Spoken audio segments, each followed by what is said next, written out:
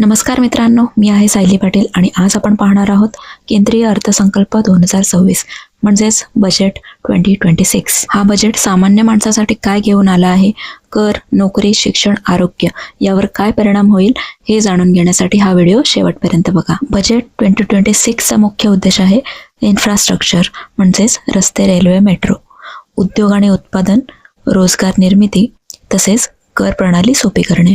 नवीन आयकर कायदा 1 एप्रिल 2026 पासून लागू होणार आहे. परदेशी शिक्षणासाठी TCS फक्त 2% असणार आहे. आरोग्य क्षेत्रासाठी सरकारी रुग्णालय मजबूत, आयुर्वेद व मेडिकल हब्स, आरोग्य कर्मचारी प्रशिक्षण यावर भर दिला जाणार आहे. हाय स्पीड रेल्वे प्रकल्प, रस्ते, मेट्रो, रेल्वेवर मोठा खर्च, नवीन जलमार्ग याकडे भर दिला जाणार आहे.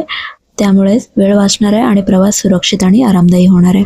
तरुणांसाठी नोकऱ्या, MSME आणि स्टार्टअपला चालना तसेच स्थानिक पातळीवर रोजगारांना संधी दिली जाणार आहे. लघु उद्योगांसाठी कर्ज सोपं होणार आहे, नियम सुलभ होतील आणि व्यवसाय वाढीस मदत होईल.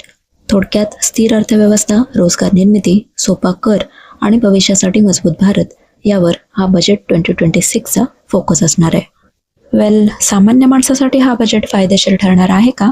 तुम्हाला काय वाटतं? कमेंट करून नक्की कळवा.